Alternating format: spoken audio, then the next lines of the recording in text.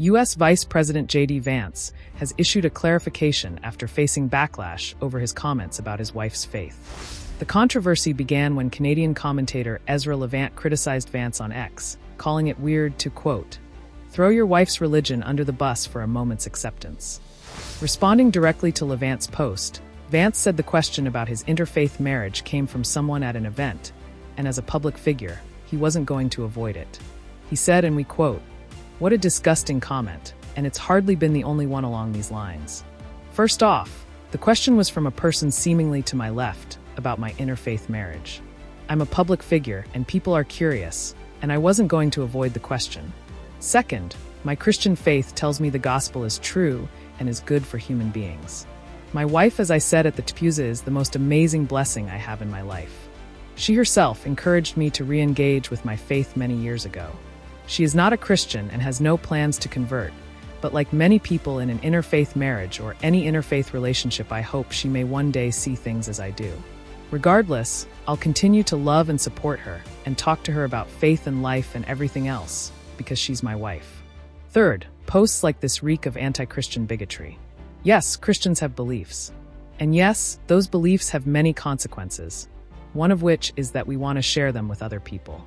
That is a completely normal thing, and anyone who's telling you otherwise has an agenda. U.S. Vice President JD Vance's comment about his wife, Usha Vance, an immigrant Hindu, converting to Christianity has gone viral, sparking widespread discussion on social media. Listen in to what he had to say. What I want to ask is, you are married to a woman who is not Christian. In her Wikipedia, I just looked that up. I wanted to know what her faith was. I didn't know this before. But she still calls herself Hindu. You are raising three kids in cultural, racial, religious household. How are you maintaining, or how are you teaching your kids not to keep your religion ahead of their mother's religion? Or how are you teaching them that your kind, they're that kind who got here just few years or few decades ago is different or is better than your mom's kind who got here just a generation before? How are you balancing that? And when you talk about too many immigrants here, when did you guys decide that number? Why did you sell us a dream? You made us spend our youth, our wealth in this country and gave us a dream. You don't owe us anything. We have worked hard for it. Then how can you, as a vice president, stand there and say that we have too many of them now and we are going to take them out to people who are here rightfully so by paying the money that you guys asked us? You gave us the path, and now how can you stop it and tell us we don't belong here anymore? And one more thing.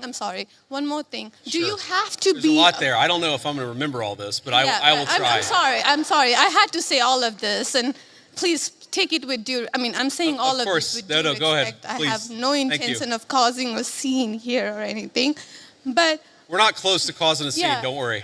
But we talked about Christianity, all of this. I'm not even Christian, and I'm here standing to show support. Why are we making Christianity one of the major things that you have to have in common to be one of you guys, to show that I love America just as much as you do? Why is that still a question? Why do I have to be a Christian? Okay, so there was a lot there, and I'm going to try to respond to as much of it as I can. So on the question of immigration, so first of all, I can believe that we should have lower immigration levels, but if the United States passed a law and made a promise to somebody, the United States, of course, has to honor that promise. Nobody's talking about that. I'm talking about people who came in violation of the laws of the United States of America, and I'm talking about in the future reducing the number of people. Sorry, what? May I continue on that?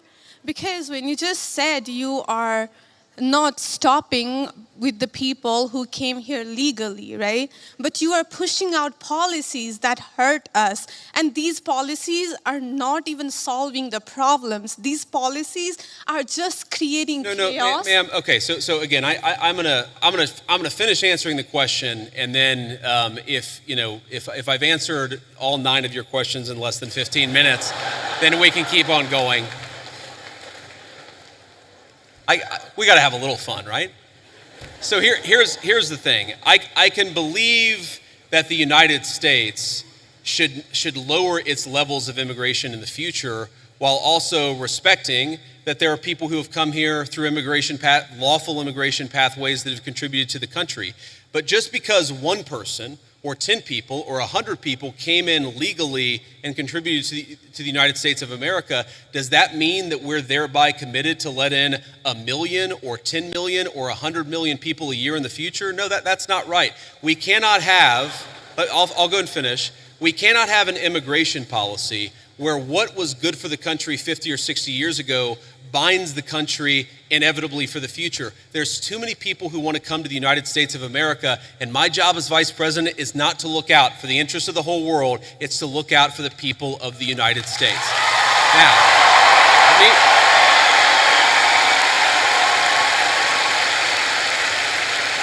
Now, you asked a personal question about our interfaith household. And yes, my wife did not grow up Christian. I think it's fair to say that she grew up in a Hindu family, but not a particularly religious family in either direction. In fact, when I met my wife, we were both, I would consider myself an agnostic or an atheist, and that's what I think she would have considered herself as well. You know, everybody has to come to their own arrangement here. The way that we've come to our arrangement is she's my best friend. We talk to each other about this stuff. So we've decided to raise our kids Christian. Our 2 oldest kids who go to school, they go to a Christian school. Our 8-year-old did his first communion about a year ago. That's the way that we have come to our arrangement. But, thank you. My 8-year-old was also very proud of his first communion. Thank you, guys. I'll tell him that Old Miss wishes him the best. But I think everybody has to have this own conversation when you're in a marriage. I mean, it's true for friends of mine who are in Protestant and Catholic marriages, friends of mine who are in, atheist and Christian marriages. You just got to talk to the only advice I can give is you just got to talk to the person that God has put you with, and you've got to make those decisions as a family unit. For us, it works out. Now, most Sundays, Usha will come with me to church. As I've told her and I've said publicly, and I'll say now in front of 10,000 of my closest friends, do I hope eventually that she is somehow moved by the same thing that I was moved in by church? Yeah, I honestly do wish that, because I believe in the Christian gospel, and I hope eventually my wife comes to see it the same way. But if she doesn't, then God says everybody has free will, and so that doesn't cause a problem for me. That's something you work out with your friends, with your family, with the person that you love. Again, one of the most important Christian principles is that you respect free will. Usha's closer to the priests who baptized me than maybe I am. They talk about this stuff. My attitude is you figure this stuff out as a family, and you trust in God to have a plan, and you try to follow it as best as you can. And that's what I try to do. I want to make a final point. So I don't want to cut you off. I want to be respectful to all the people behind you in line, but I want to make this point about immigration, okay? If you ask the question, what is the exact right number of immigrants for the United States to let in, it is just very specific on the context. If you go back to the 1920s, the United States passed an Immigration Reform Act that effectively cut down immigration to close to zero for 40 years in this country. And what happened over those 40 years? The many people who had come from many different foreign countries and different foreign cultures, they assimilated into American culture. And there was an expectation that they would assimilate into American culture. I think we have 2 problems in our immigration system today. And my guess is you're probably a slightly more leftist political persuasion, liberal political persuasion, maybe not. But here's the thing.